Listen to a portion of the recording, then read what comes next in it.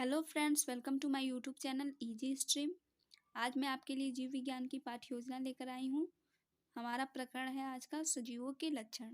तो सबसे पहले आप पाठ्य योजना का क्रमांक लिखेंगे, फिर विद्यालय का नाम, जिस विद्यालय में आप शिक्षण का कार्य कर रहे हैं।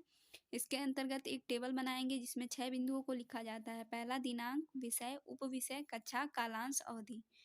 तो दिनांक में जिस डेट को आप टीचिंग का कार्य कर रहे हैं, कक्षा ये कक्षा 8 के लिए पाठ्य योजना तैयार किया गया है। फिर विषय है जीव विज्ञान, विषय विज्ञान, उपविषय जीव विज्ञान, कालांश थर्ड और अवधि 35 मिनट। कहीं कहीं 40 या 45 मिनट होता है, तो आप अपने विद्यालय के अनुसार यहाँ पे लिख सकते हैं। तो फिर लिखते हैं टॉपिक। तो आज का हमारा टॉपिक है सजीवों के लक्षण। उसके बाद हम उद्देश्य को लिखते हैं। उद्देश्य में 2 तरह का होता है, एक सामान्य उद्देश्य और एक विशिष्ट उद्देश्य। सामान्य उद्देश्य हमारे विषय से संबंधित होता है, तो यह विज्ञान विषय से संबंधित है। चलिए देखते हैं। पहला है छात्रों में वैज्ञानिक अभिरुचि का विकास कराना। दूसरा है छात्रों को आधुनिक जीवन में विज्ञान के योगदान के बारे में अवगत कराना।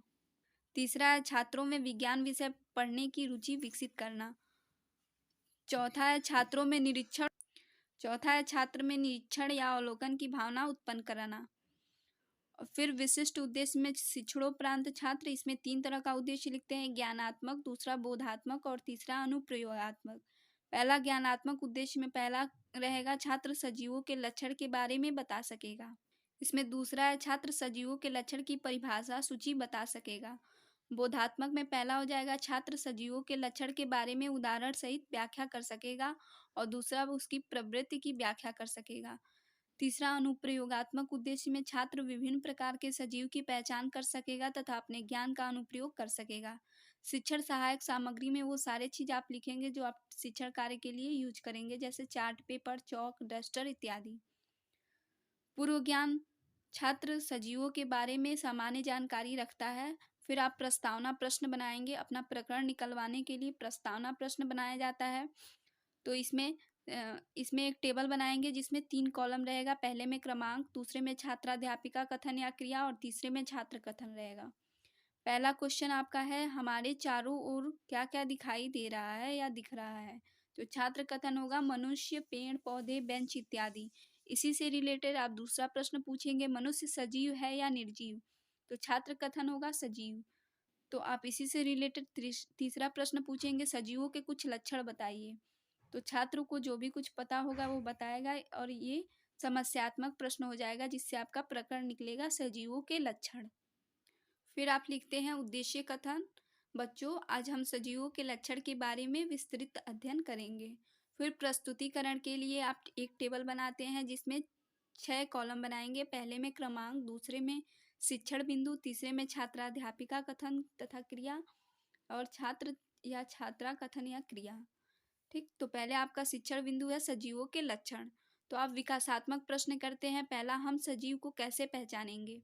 तो छात्र कथन होगा सजीव सांस लेते हैं, भोजन करते हैं इत्यादि। फिर आप दूसरा प्रश्न पूछेंगे, इन क्रियाओं को हम क्या कहते हैं। तो छात्र मौन हो जाएगा या जो भी कुछ उसको पता होगा वो बताएगा। फिर आप अपना स्पष्टीकरण देंगे, इन क्रियाओं को हम जैविक क्रिया कहते हैं। सजीवों में संवेदनशीलता जैसी क्रियाएं निरंतर होती रहती हैं। सजीवों के मुख्य लक्षण हैं जैसे पोषण, श्वसन, उत्सर्जन इत्यादि। छात्र ध्यानपूर्वक सुनेंगे, समझेंगे तथा तथ्यों को नोट करेंगे।